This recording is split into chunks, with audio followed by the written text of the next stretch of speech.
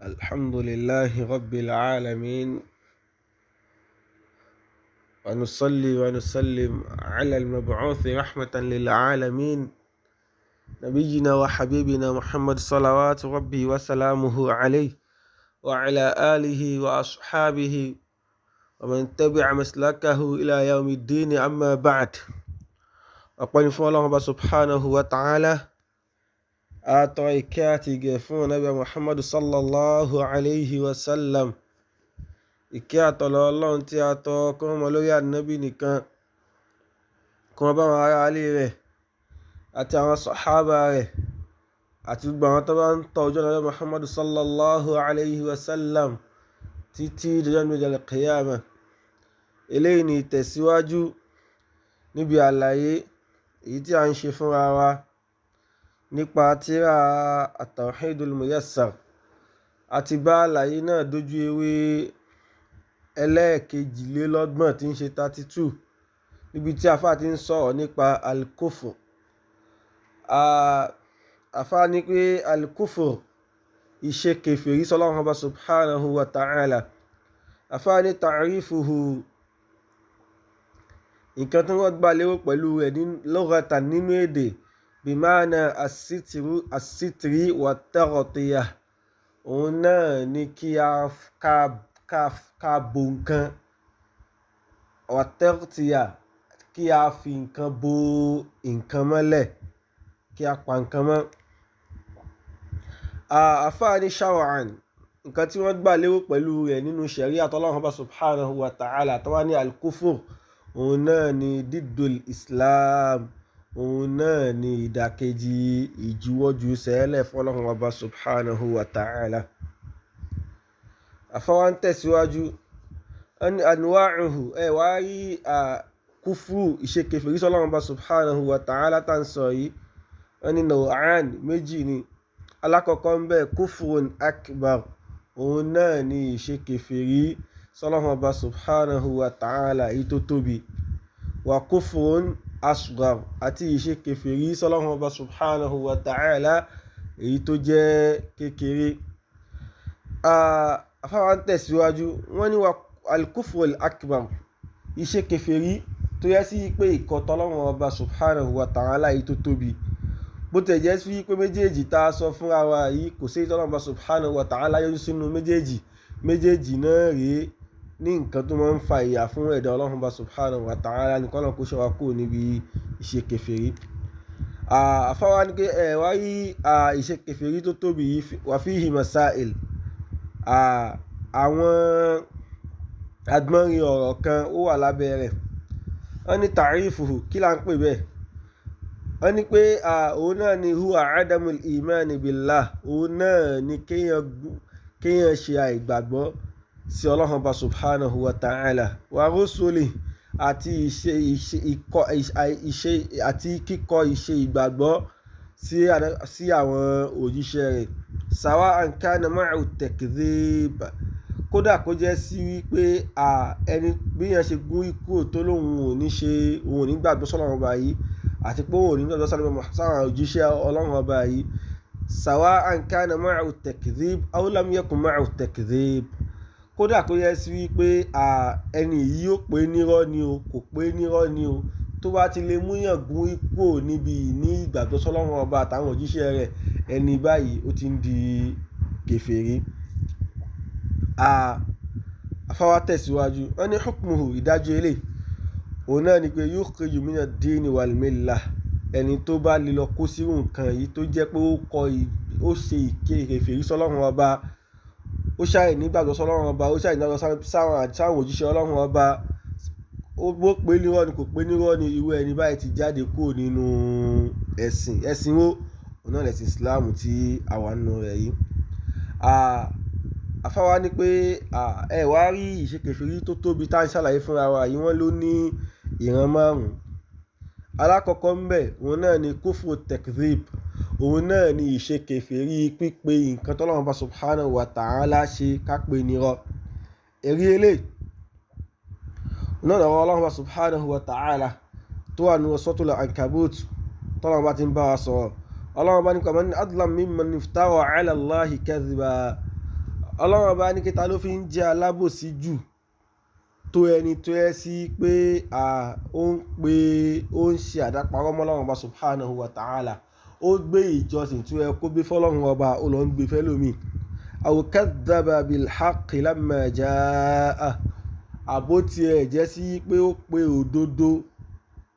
òdodo ní irọ́ nígbà tí òdodo ṣe kí nìyẹn tó dé wá bá. ọlọ́run wá ní pé alaysa fi jahannama mathwa lil kafirin. ọlọ́run ọba ní kí ṣé wàá rí wípé inú náà jahannama ni ó máa jẹ́ ibùgbé fún ẹni tó bá ṣe kèfèrí sí ọlọ́run ọba subhanahu wa ta'ala. a rí i pé eléyìí ó ń tọ́ka sí pé ní abala yìí ẹni tó ṣe kèfèrí ń bíbà ó ń pe ọ̀rọ̀ ọlọ́run ọba subhanahu wa ta'ala ó ń pè nírọ́. ẹlẹ́ẹ̀kejì nínú àwọn ìran ìgúnrí àti ìṣe kèfèrí tó jẹ́ ti láńlá, òun náà ni kufrul ibai wal istikbari ma'a tasdiq. òun náà ni èyí tó yẹ sí pé ìṣe kèfèrí tó yẹ sí pé ó jọ mọ́ ìgúnrí kúrò àti ìṣe mọ́tómọ́tó sọ̀rọ̀ ọlọ́run ọba subhanahu wa ta'ala. kódà bí ẹ sí pé ẹni ìyẹn ṣe kí nìyẹn ó gba ọ̀rọ̀ ọlọ́run ọba yẹn gbọ́, ṣùgbọ́n wá ń ṣe mọ́tómọ́tó, ó ń ṣe ìgbéraga sọ̀rọ̀ ọlọ́run ọba yìí. ẹ̀rí eléyìí òun náà ni ayé ọlọ́run ọba tó wà ní suratul Baqara àtọ́lọ́run bá ń sọ̀rọ̀ nípa Iblis kí nígbà tọ́lọ́run ọba subhanahu wa ta'ala ní pé wa idh qulna lil malaikati isjudu li Adam. ọlọ́run bá ní kí àtàwọn ọlọ́run bá táyé kí ní ọ̀tá tó fún màláíkà isjudu li Adam, ẹ forí balẹ̀ fún ànábì wa Adam alayhi salatu wassalam, fasajadu illa Iblis. gbogbo wọn wá forí balẹ̀ àfi Ìbílísù nìkan. ogun ikú níbi àṣẹ ọlọ́run ọba wastakbara, ó ṣe kí nìyẹn ó tún wá ṣe ìgbéraga. ọlọ́run bá ní kí wa kana minal kafirin, eléyìí wá sọ ọ́ di pé ó wà nínú àwọn ẹni tó jẹ́ kèfèrí látàrí pé ó mọ̀ pé ọlọ́run ọba subhanahu wa ta'ala ló pò ó láṣẹ lóòótọ́. eléyìí rẹ pé kó gbà lódodo máa tasdiq kò nìyẹn, ṣùgbọ́n ó wá ṣe kí nìyẹn ó wá gún ikú Allahu akbar, ó gún ikú ó tún wá ṣe mọ́tómọ́tó sí àṣẹ ọlọ́run ọba. ọlọ́run wá ní kí wa kana minal kafirin, eléyìí wá jẹ́ kó sọ ọ́ di kó fẹ́ nínú àwọn kèfèrí. ọlọ́run tún wá bá a sọ̀rọ̀ níbi àyà mi nígbà tí tó fẹ́ ṣàlàyé fún wa níbi ìran ẹlẹ́ẹ̀kẹta nínú àwọn ìran ìṣe kèfèrí sí ọlọ́run ọba subhanahu wa ta'ala. níbi abala yìí àfáàníkẹ́ kufru shak, òun náà ni ìṣe kèfèrí tó jọmọ́ ìmọ̀ ṣe wòríwò yìí sí àṣẹ ọlọ́run ọba subhanahu wa ta'ala. ẹ̀rí eléyìí òun náà ni àyà tọ́lọ́ba ti máa sọ̀rọ̀ nínú suratul al-Kahf. ọlọ́run bá ní pé àtọ́lọ́ba ti ń bá a sọ̀rọ̀ nípa àwọn èèyàn méjì kan, mùsùlùmí kan àti kèfèrí kan. ọlọ́run bá ní pé wa dakhala jannatahu wa zalimun li nafsihi. ọlọ́run bá ní pé ẹ̀rí ẹni tó jẹ́ kèfèrí yìí kí nìyẹn ó wọnú oko rẹ̀ wa huwa zalimun li nafsihi, lẹ́yìn tó yẹ pé ó ń ṣàbòsí fẹ́mi ara rẹ̀. Allahu akbar, lẹ́yìn tó yẹ sí pé ó ń kọ àṣẹ ọlọ́run ọba, ó ń pe ìgbédìde, ó ń pe nírọ́, ó ń pe yọ́nbà lè kíámọ̀, ó ń pe nírọ́, wá wọnú oko rẹ̀. qala ma adhunnu an tabida hadhihi abada. Allahu akbar, ìgbà tó rí oko rẹ̀ tó rí kó kún kẹ́kẹ́, tó rí tó kún kẹ́kẹ́ tí gbogbo nǹkan tó wà ńbẹ̀ tó ṣe kí nìyẹn tó ṣe mìnìmìnì tó ṣe rọ̀dọ̀rọ̀dọ̀, ó wá ní kí ẹ wá rí nǹkan yìí, ẹ wá rí oko mi tẹ́ ń sọ yìí. ó lóun ò lérò pé kí nìyẹn pé nǹkan tó wà nù oko yìí lè kí nìyẹn kó tiẹ̀ lè parẹ́ rárá ni. pé ààyè rí bó ṣe rí ni òun ò tiẹ̀ lérò pé kí nìyẹn pé nǹkan tó wà nù oko yìí lè parẹ́ rárá ni. ó wá tún sọ pé wa ma adhunnu as-sa'ata qa'imah, kódà mi ìtẹ̀ tún lérò pé jọ́ ìgbàlẹ̀ kìámọ̀ tẹ́ ń sọ gan ó tún lè dìde, kọjọ́ náà lè ṣẹlẹ̀. wala in ruditu ila rabbi la ajidanna khayran minha munqalaba. ó wá ní kí ẹ wá rí tó wáyé pọ́jọ́ lè kíámọ̀ ìtẹ̀ tún wá lọ ṣẹlẹ̀, ó ti ẹwà pẹ́ nìyí ó níwò yíwò sọ́jọ́ lè kíámọ̀ tó wá tiẹ̀ ṣẹlẹ̀ gan, nǹkan tó wà tún rí ọ̀dọ̀ ọlọ́run ọba òun subhanahu wa ta'ala, nǹkan tó tún máa lágbára ni, nǹkan tó wà tún bá lálẹ́ kíámọ̀. ẹ wo qala lahu sahibuhu wa yuhawiruhu, ẹni tó wá jẹ́ sí pé ẹni tó jẹ́ ọ̀rẹ́ rẹ̀ ẹnìkejì rẹ̀ tó ń jẹ́ mùmínì, ó wá ń ṣe wáàsí fún lẹ́ni tó ń bá sọ̀rọ̀. ó ní kafarta billadhi khalaqaka min turab, ó ní ṣe fẹ́ mọ́ ṣe kèfèrí ṣe fẹ́ mọ́ ṣe kèfèrí sẹ́ni tó kí ni ọ̀rẹ́ tó dá ẹ látara yẹ̀pẹ̀ ni thumma min nutfatin, ó tún wá kí ni ó tún wá pè gbogbo ẹ láti kí ni látara àtọ̀ tó ń jáde látara àwọn òbí ẹ méjèèjì thumma sawwaka rajula, ó wá ṣe ẹ́ lẹ́ni tó dúró dédé lọ́kùnrin. ṣe fẹ́ mọ́ ṣe kèfèrí sọ́wọ́ lọ́wọ́ ọba yìí ni. ó wá tún ní pé lakinna huwa Allahu, ẹ̀wà rẹ̀ ní tá à ń sọ yìí ó wá kí ni ẹ̀wà rẹ̀ ní tá à ń sọ yìí, èmi wa máa sọ wípé huwa Allahu, ọlọ́run ọba yìí òun ọlọ́run ọba, Rabbi òun náà lọ́wọ́ tó yẹ sí pé ó dá mi, wala ushriku bi rabbi ahada, mo sì ní ṣẹ́gbọ́n pẹ̀lú ọlọ́run bá mi bó bá ṣe lè wù kó mọ. eléyìí túmọ̀ sí pé ìṣe kèfèrí tó wáyé látọ̀dọ̀ ẹni tí ó ní oko yìí, ẹ̀rí pé ó ń ṣe òríwò yìí sínú kí nìyẹn o síbi níbi ọ̀rọ̀ ọlọ́run wa subhanahu wa ta'ala, eléyìí wá sọ di kèfèrí. ẹlẹ́ẹ̀kẹrin nínú àwọn ìran ìṣe kèfèrí sọ́lọ́run wa subhanahu wa ta'ala, òun náà ni kufrul i'rad, òun náà ni kí nìyẹn, òun náà ni ìṣe kèfèrí pẹ̀lú ìgún ikú níbi àṣẹ ọlọ́run wa subhanahu wa ta'ala. ẹ̀rí eléyìí òun náà lọ́wọ́ ọlọ́run wa subhanahu wa ta'ala tó ń sọ fún anú suratul ahqaf, ọlọ́run bá ní kí walladhina kafaru amma unziru mu'ridun, ọlọ́run bá ní kí àwọn tó ṣe kèfèrí amma unziru nípa nǹkan tí wọ́n fi kí nìyẹn tí wọ́n pa láṣẹ fún wọn, tí wọ́n ṣọ́ra fún wọn lára kó mẹ́ mu'ridun, wọ́n ṣe kí nìyẹn wọ́n ń gún ikú níbi àṣẹ ọlọ́run ọba, eléyìí ló sọ wọ́n di kèfèrí.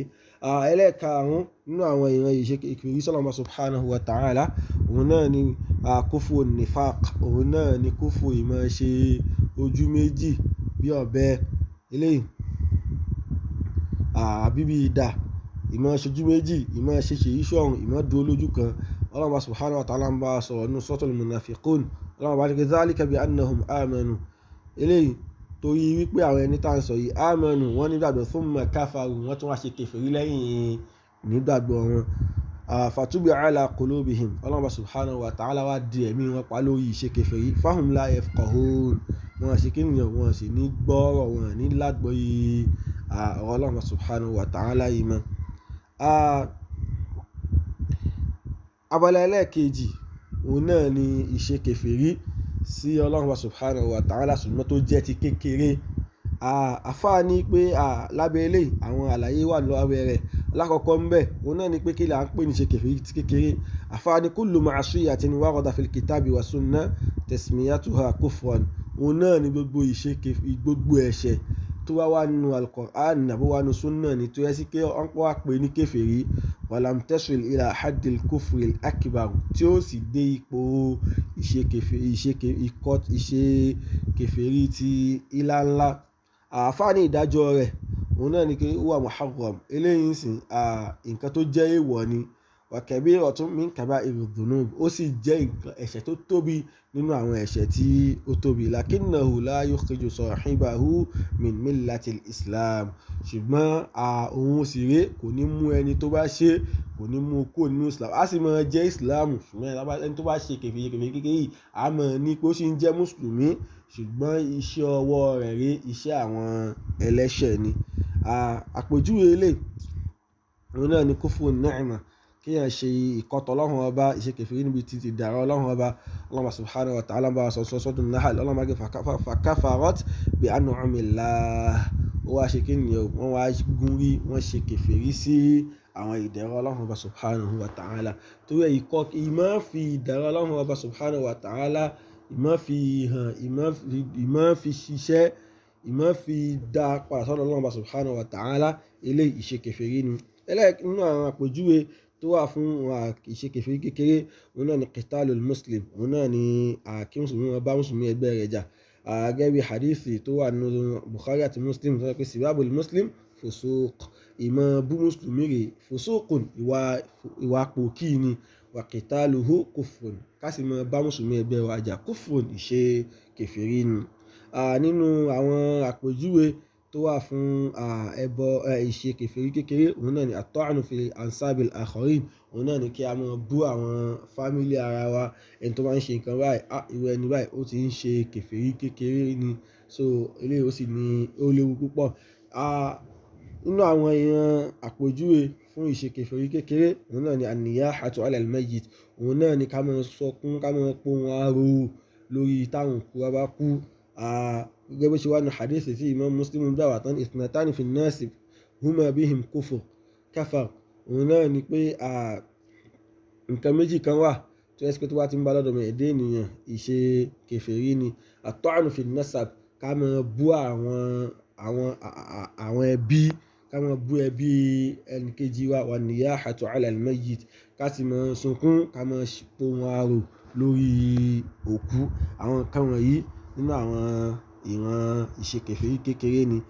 Ohun kan tá a ṣàlàyé fún ara yìí ní ṣókí òun náà ni pé ká kọ́ t'Ọlọ́run Ọba subhanahu wa ta'ala tó yẹ sí pé ó jẹ́ èyí tó tóbi, nǹkan tó máa ń sọ ní di kèfèrí ni. Ẹ jẹ́ kí a kíyèsí àárín yìí púpọ̀, àwa tá ń pe ara ní mùsùlùmí. Ọ̀pọ̀lọpọ̀ wa nínú àwọn òfin Ọlọ́run Ọba míì la máa rí tá bá ní kí àwọn mọ̀ k'Ọlọ́run Ọba ló sọ lóòótọ́ o, ẹlòmíràn ní kí àwọn mọ̀ k'Ọlọ́run Ọba ló sọ ṣùgbọ́n èmi ò gbà. La ilaha illallah, eléyìí nínú ọ̀rọ̀ kèfèrí ni. Ẹni tó wá sí ìrìnlẹ̀ nínú ọkàn rẹ̀ kó sọ nǹkan báyìí tó sì gbà lóòótọ́, irú ẹni báyìí ti di kèfèrí. Torí ọ̀rọ̀ Ọlọ́run Ọba, àṣẹ Ọlọ́run Ọba, a máa ń gbà pé Ọlọ́run Ọba subhanahu wa ta'ala òun ló pa á láṣẹ rẹ̀, a sì máa ń gbìyànjú láti fi ṣiṣẹ́ ṣe ni. Àwa ni máa sọ wípé mo gbà ṣùgbọ́n mo fẹ́ mi gbà náà ni, àbí mo mọ̀ k'Ọlọ́run Ọba ló sọ náà, mi kàn fẹ́ gbà náà ni. Gbogbo nǹkan wọ̀nyí ni máa ń sọ ní di kèfèrí ni. Àbí ká máa ní iyèméjì sínú àwọn nǹkan tí Ọlọ́run Ọba subhanahu wa ta'ala sọ fún wa kó máa ṣẹlẹ̀, àwọn nǹkan náà sọ di kèfèrí ni. Gẹ́gẹ́ bí ó yẹ sí pé ìṣe kèfèrí kékeré náà ó lè mọ́ sọ ní di kèfèrí, ṣùgbọ́n lábẹ́ rẹ̀ náà tí èèyàn bá ti ń tẹra mọ́ jù, èèyàn ti ń lọ sí oko ìṣe kèfèrí láńlá ni. Àbí Ọlọ́run Ọba subhanahu wa ta'ala, èmi àti yín k'Ọlọ́run kó ṣọ́ wa kúrò níbi ìṣe kèfèrí s'Ọlọ́run Ọba subhanahu wa ta'ala, kó ṣe àgbọ́yé ọ̀rọ̀ ẹ̀sìn rẹ̀ fún wa, kó ṣe wá lọ́kàn nínú àwọn tí ó máa jèrè ní ayé àti ní al-qiyamah. Subhanakallahumma wa bihamdik, ashhadu an la ilaha illa ant, astaghfiruka wa atubu.